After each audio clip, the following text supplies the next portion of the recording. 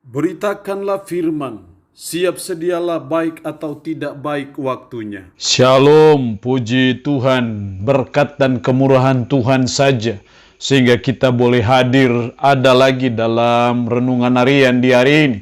Saya percaya firman Allah itu sangat bermanfaat bagi pertumbuhan iman ataupun pertumbuhan rohani kita.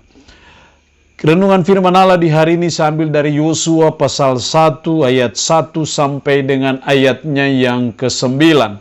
Secara khusus saya akan baca ayat 7 dan ayatnya yang ke-8. Firman-Nya berkata demikian. Hanya kuatkan dan teguhkanlah hatimu dengan sungguh-sungguh. Bertindaklah hati-hati sesuai dengan seluruh hukum yang telah diperintahkan kepadamu oleh hambaku Musa. Janganlah menyimpang ke kanan atau ke kiri, supaya engkau beruntung kemanapun engkau pergi. Janganlah engkau lupa memperkatakan kitab Taurat ini, tapi renungkanlah itu siang dan malam, supaya engkau bertindak hati-hati sesuai dengan segala yang tertulis di dalamnya, sebab dengan demikian perjalananmu akan berhasil dan engkau akan beruntung. Demikian firman-Nya hari ini, yang intinya mengajar dan menasihati kita hidup yang beruntung. Saya percaya hidup yang beruntung sama saja dengan suatu hidup yang diberkati Tuhan. Hidup yang dibuat Tuhan selalu berhasil, selalu sukses. Itulah hidup yang beruntung. Dan itulah janji Tuhan kepada umat Israel ketika terjadi estafet kepemimpinan dari Musa kepada Yosua. Allah berjanji kepada Yosua dan umatnya pada waktu itu akan suatu kehidupan yang beruntung. Sampai 2 kali dikatakan dalam ayat 7 dan 8, pada bagian terakhir ayat 7, supaya engkau beruntung kemanapun engkau pergi. Juga dalam ayat 8 bagian terakhir, sebab dengan demikian perjalananmu akan berhasil dan engkau akan beruntung. Dan saya percaya hidup yang beruntung, hidup yang penuh berkat, hidup yang penuh keberhasilan dan kesuksesan, itu bukan hanya janji Tuhan bagi umat Israel dan Yosua pada waktu itu. Tapi saya percaya itu pun berlaku bagi kita sebagai umat, sebagai orang percaya. Lalu pertanyaannya adalah, apa yang dituntut dari kita supaya hidup kita beruntung? Supaya hidup kita penuh berkat. Ada 2 hal penting yang saya coba amati dalam ayat ini. Yang pertama dalam ayat 6, kuatkan dan teguhkanlah hatimu.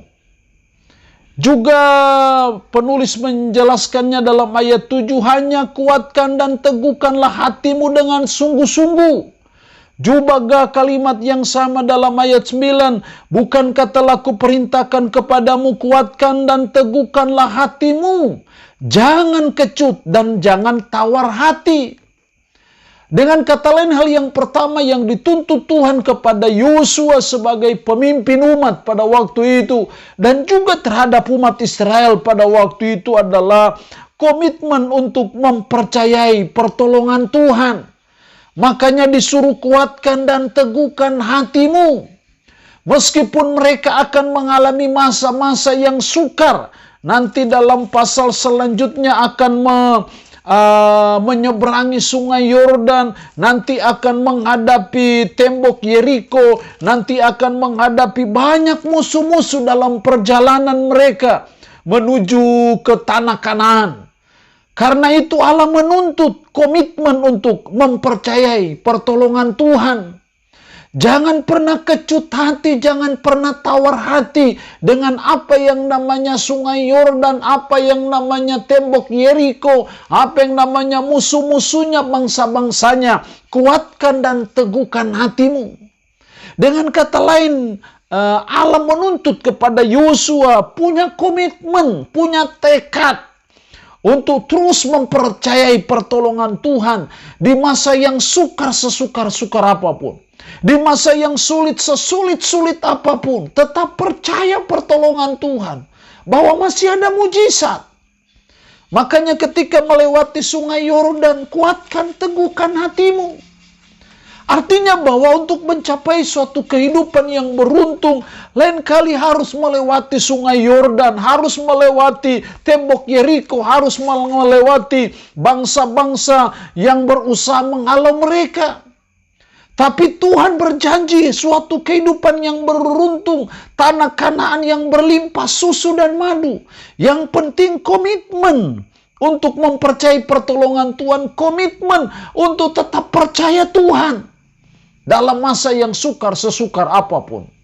Seharusnya umat Israel menyadari bahwa ada banyak mujizat yang Tuhan pernah buat bagi mereka dalam kehidupan mereka ketika masih ada dalam perhambaan di Mesir.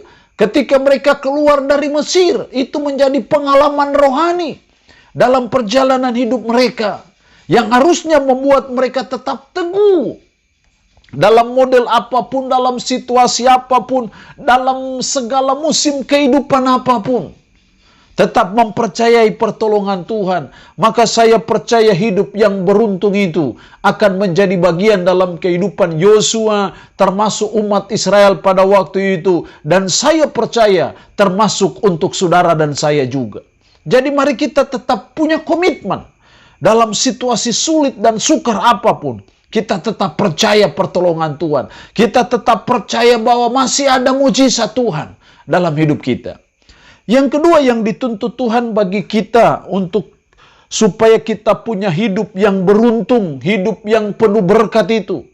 Ayat 7 dan 8, hanya kuatkan dan teguhkan hatimu dengan sungguh-sungguh, bertindaklah hati-hati sesuai dengan seluruh hukum yang telah diperintahkan kepadamu oleh hambaku Musa.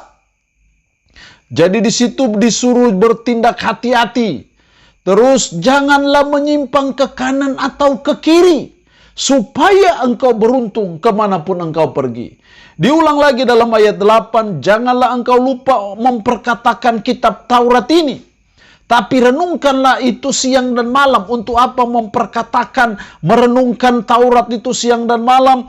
Supaya engkau bertindak hati-hati sesuai dengan segala yang tertulis di dalamnya. Sebab dengan demikian perjalananmu akan berhasil dan engkau akan beruntung. Hendaklah berhati-hati, hendaklah engkau bertindak hati-hati sesuai dengan hukum.